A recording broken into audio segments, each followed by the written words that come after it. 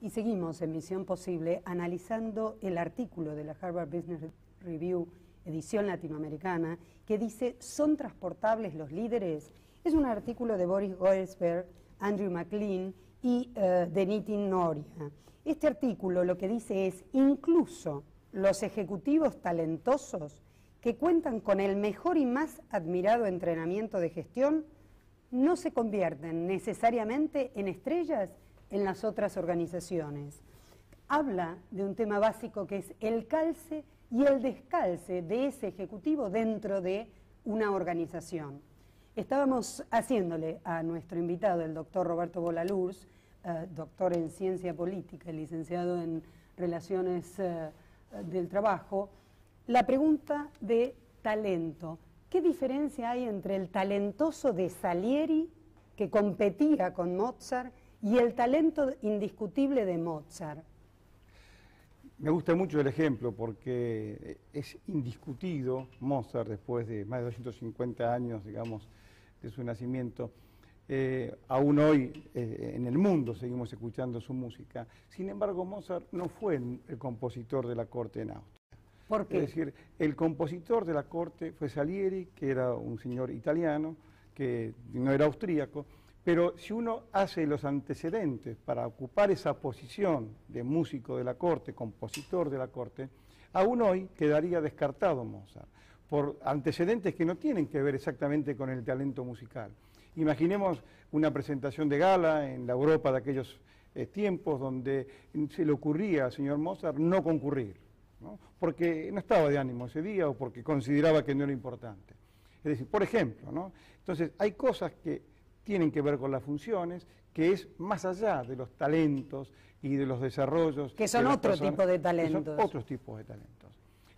Esa conjunción, entonces, es la que hace que cada uno tenga la mejor performance en la posición que ocupa. Y que hace que alguien destacado en la música, pero no un Mozart, no incuestionable, talentoso, pero no el estrella, sea en cambio el músico de la corte, o sea, la estrella de la corte de esa época. Por eso es mejor utilizar la palabra adecuado cuando uno busca gente para las organizaciones y no trabajar con la idealización del mejor, porque el mejor no dice nada en sí mismo, sino el que más se adecua a esa posición, a esa empresa, a ese momento.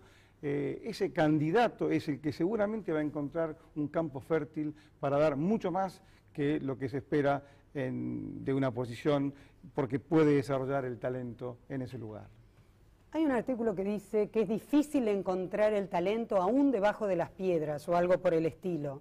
¿El talento es lo que falta o lo que sobra? Sé que es altamente crítico en tu análisis, pero clave. Bueno, yo he escuchado hablar sobre buscamos al talento aún debajo de las piedras y digo, bueno, síganlo buscando ahí, que ahí no está, digamos. Así que no, lamentablemente es el lugar que... Es una frase no feliz desde tu punto de vista. Digamos, ahí no está debajo de las piedras. Ahora, sí, el talento es lo que sobra.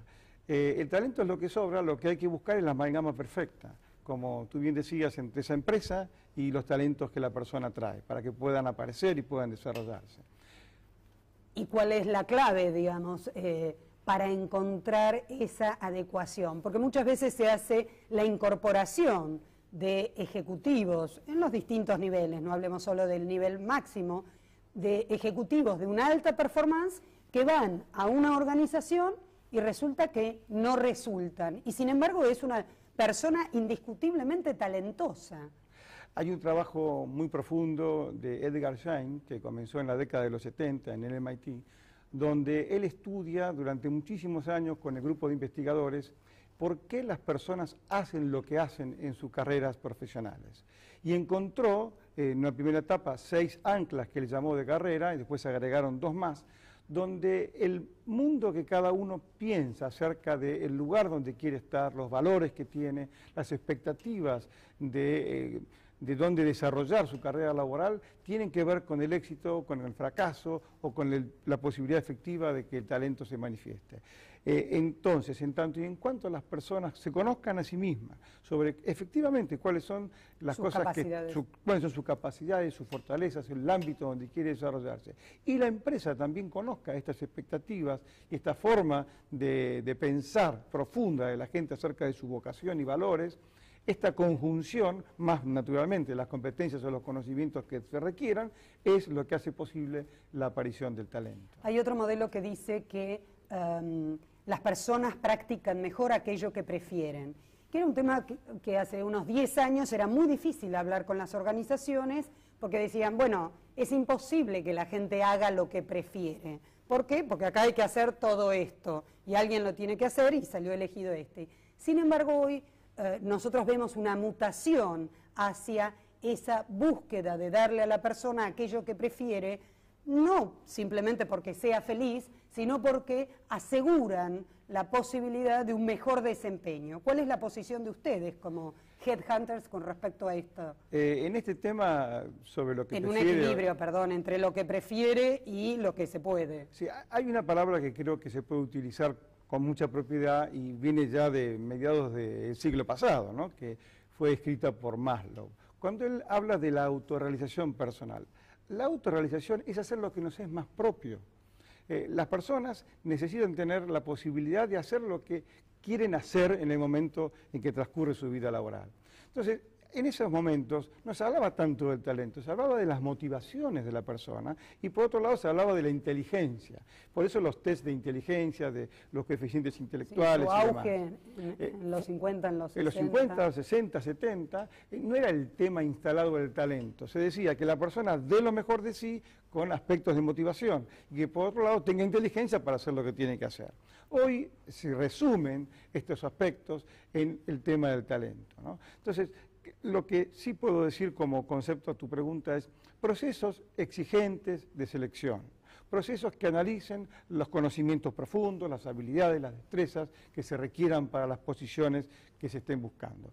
Por un lado. La segunda es estas expectativas de las personas y es lo que vamos a comparar con la compatibilidad de esas expectativas, en principio, con lo que significa la empresa nueva.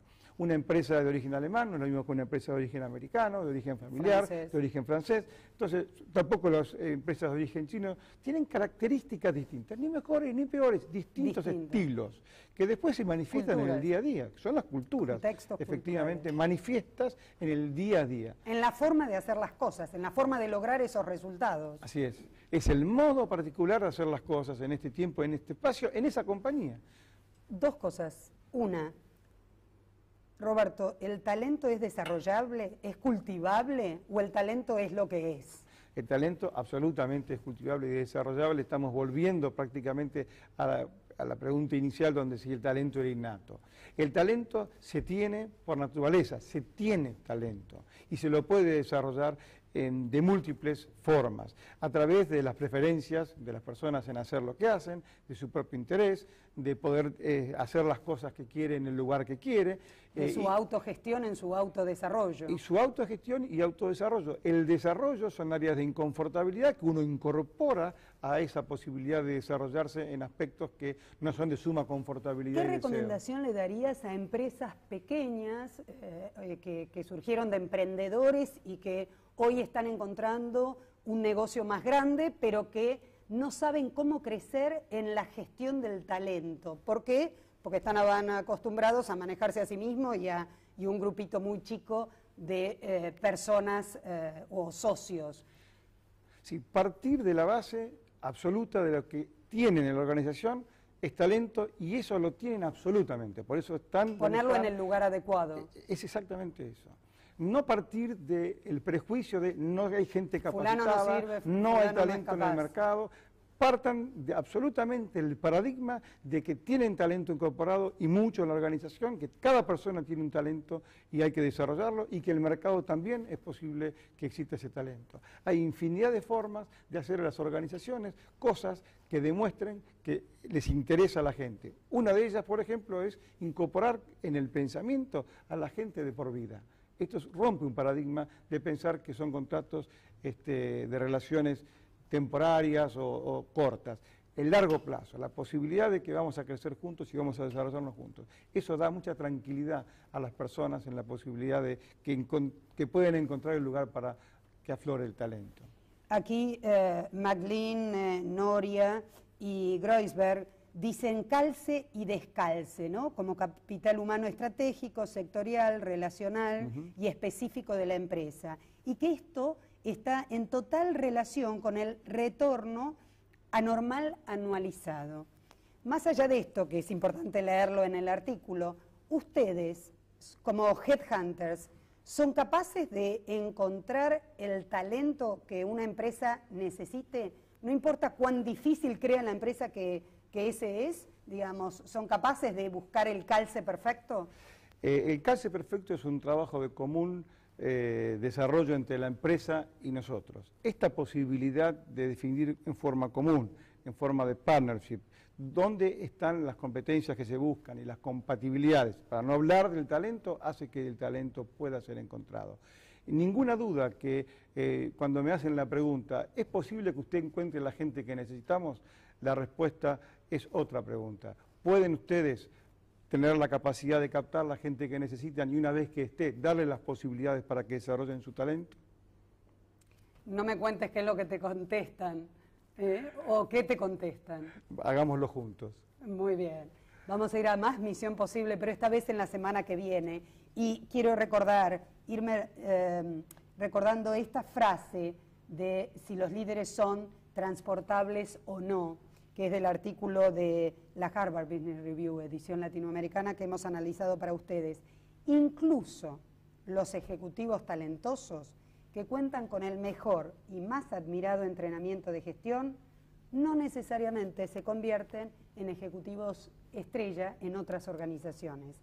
Como dice Roberto Bolaluz, hay que crearle desde la empresa el contexto para que pueda desarrollarse y asegurarse así mutuamente el éxito y tener en claro cuál es el calce adecuado. Esa era la palabra correcta. Vamos a más Misión Posible, pero en la semana que viene.